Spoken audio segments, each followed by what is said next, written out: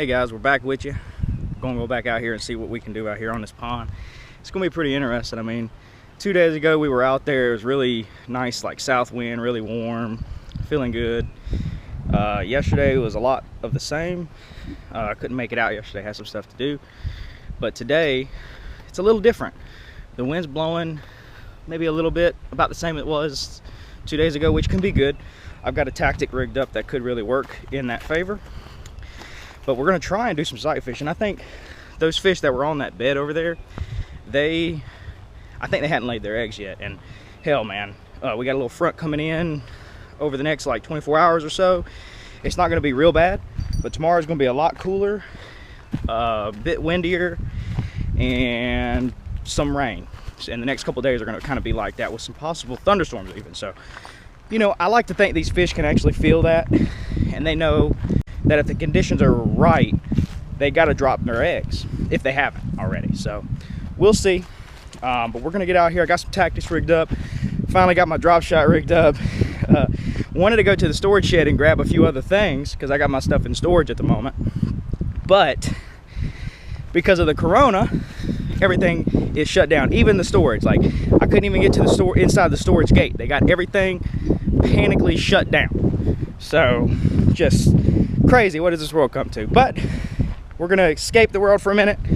You hang along, we can escape the world together and hopefully get you big.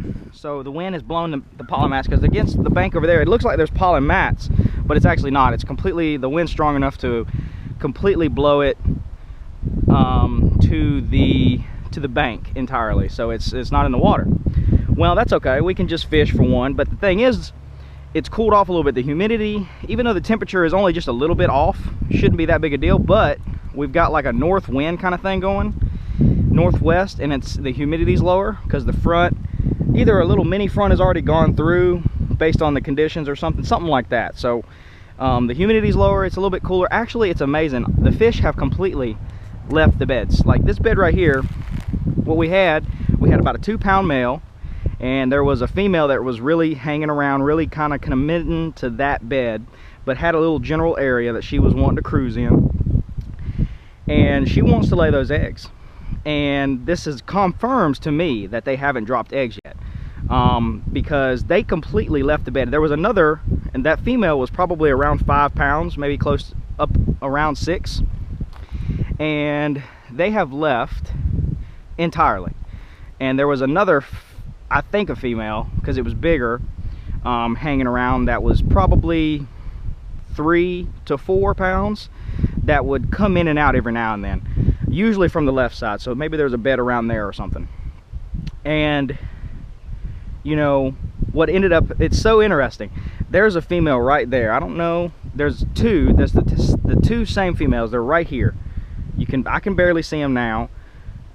You probably can't, but they were coming this way from over there. And what they've done is so impressive.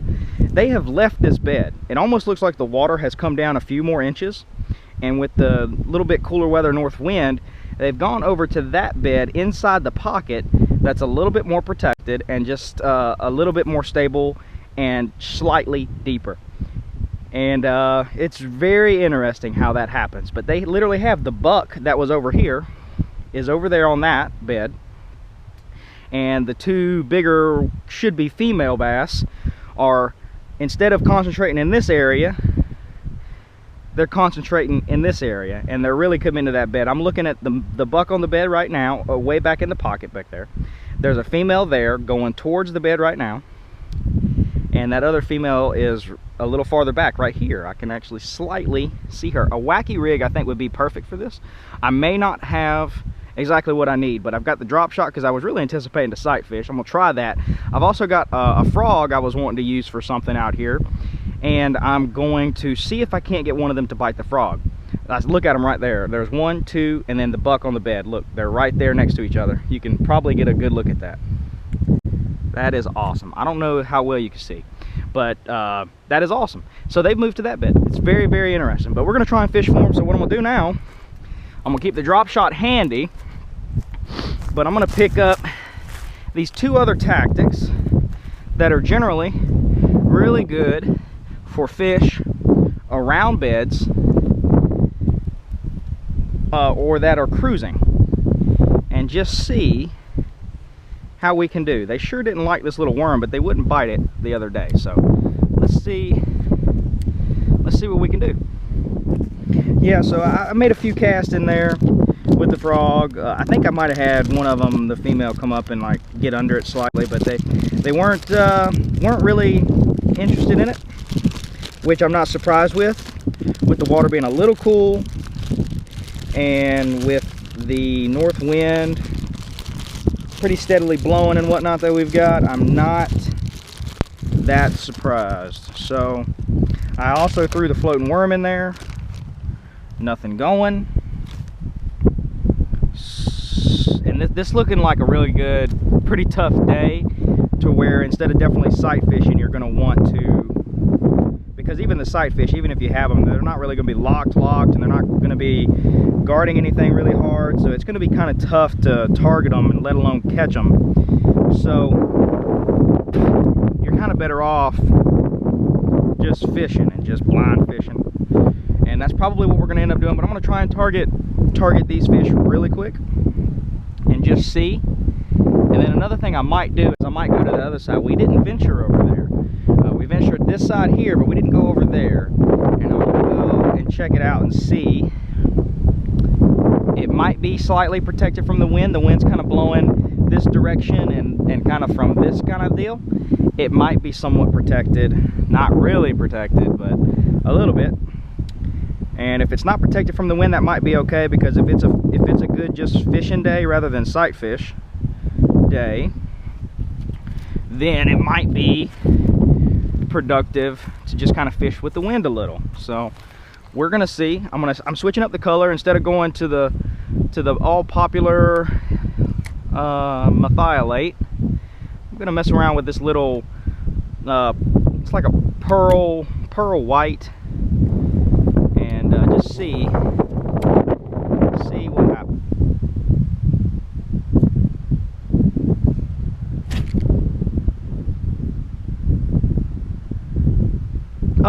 Unbelievable. Unbelievable. I got the fish to bite. Oh my God. Fuck, man. That's unbelievable, dude. Unbelievable. I left it in the bed for like a solid minute. I'm not even joking. Like, it had to have been at least 40 seconds. And just waiting for the right time, and they all pulled up at the same moment. And then I twitched it, and one of the bigger ones got it. So that color change was definitely key. And you think of a floating worm, most guys don't think of you know, and I hooked him too. The bait was completely in his mouth. I saw it completely go away. Unbelievable. But this line is old.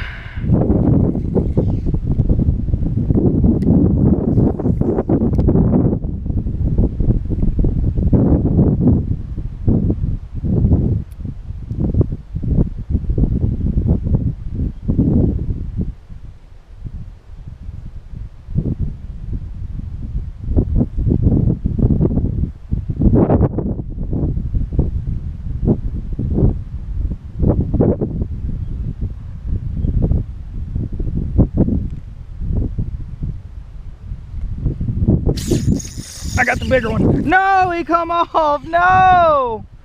I got the right bait though. I finessed it right. My drag was a little loose. I didn't want to break line again. Man, so close. Oh, this is getting good. This is getting good. First little pitch with the drop shot. The male wanted to bite it, and then the female came in there. Ooh, look at that. The most unreal shit I've ever seen. I don't know what I'm gonna do. Oh, just bite it, put it in your mouth.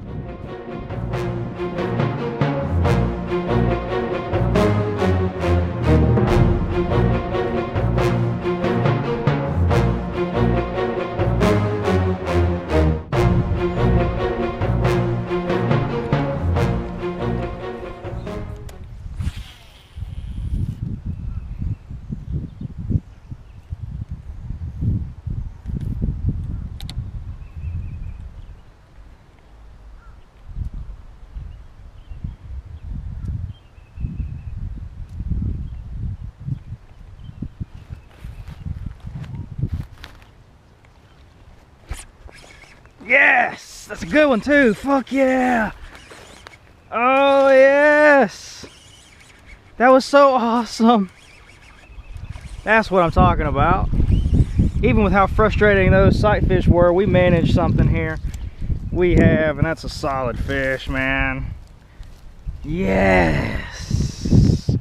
Yes, yes, yes. On a frog. See, it's interesting how throughout the day, you know, patterns will change. And, you know, 2 or 3 times a day, a pattern will change, you know. And I noticed that they were busting on some little minnows and stuff down through here. And obviously there might be some bedfish down in here and through here and whatnot. And, man, that's what I'm talking about, man. Well, that's a nice female. Nice wide belly, big belly. Let's see if, I don't think she's dropped eggs yet. Yeah, she don't have a fan tail, so it is a she. She's not really ovulating too much, so she's probably not just ready to drop her eggs, but she wants to. Beautiful fish, man. Heck yeah. Gotta love it. But you noticed on that fish there, I let the bait sit, let the wrinkles disappear, and then I, you know, alternated the retrieve a lot. I paused it a lot. I walked it and chugged it different. And a lot of times with bedfish, that's what you really got to do. That fish is probably hanging around a bed. It maybe is relating to the bait and the minnows, the bluegill that are up here, but chances are it's at least hanging around a bed. So, you know, burying that retrieve, critical. And if I hadn't have noticed the bait getting pushed up here by small bass and stuff, I probably wouldn't have even come over here or thrown a frog. But those bedfish over there are the most frustrating bedfish that I've ever had. I mean, it's tough when you have a bedfish. That turtle wants it. That, you know, gets spooked right when you throw in there, and there's no chance of catching it. Like, you can't even get a bait near the fish. But the worst, honestly, is when you have, like, the fish bite it, nip it, and you've got multiple there. They're big ones, good ones, and then they just change their manner and their demeanor randomly, all the time, constantly. I mean, it's just unbelievable. I had first cast with the drop shot, got that fish to bite, and then, you know, after that, I just couldn't get them. I couldn't get them to bite not one more time. And I would change baits, change colors, you know, constantly. Change leader links on the drop shot and stuff, making little adjustments. Going to a Texas rig, anything I could, bumping them, all that. I mean, all my good tactics that I could have maybe done different or better was maybe a wacky rig, but I'm a little unprepared and don't have everything, you know. But, you know, it is what it is, man. Hey guys, back with you, but it's the end of the day. So, you know, we got that one frog bite over there. That was awesome. I mean, that was worth the whole thing. The sight fish are frustrating. The female's right there again. And I'm not going to fish for her. I'm going to try and save it. These fish haven't dropped eggs, especially based on what I saw with that female that we caught on the frog. And these fish just haven't dropped eggs. And speaking of, you know, because that one fish switched from one bed to the other bed and all 3 of them went with the male, they're just waiting. And I don't think the conditions are going to be right for the next couple days, more than likely, because we've got some weather coming in. It's not going to be really harsh, but it's not going to be really conducive, and the water temperature is a little bit too cool, or they would be dropping eggs already. So maybe over the next week or two, I'm sure they'll have an opportunity for things to be right, and hopefully we could be out here and capitalize. But as far as that goes, man, it was pretty good. It was real frustrating on the bedfish. I fished for a lot of bedfish before, and I tell you what, I don't know if I've ever had fish that have frustrated me that bad, for sure. I don't know if I have, because, you know, it's one thing when you can't, like I said earlier, when you can't even catch them, you know, and they're too spooky and there's nothing you can do about it. And then it's real bad in this situation, so much worse when they're right here and there's several of them, and they're big ones. And especially based on that fish I caught, you know, that female you know, that fish was a solid 2.5, 2 3/4 maybe even pushing 3. And that male is the same size or maybe slightly bigger. So that male might be actually pushing close to 3. And then, you know, those two other bigger bass, at least one of them's a female, it just mouthed right there on the bed. Oh my gosh. But, you know, we're looking at, you know, probably at 4 to 6 pound class fish there, 2 of them.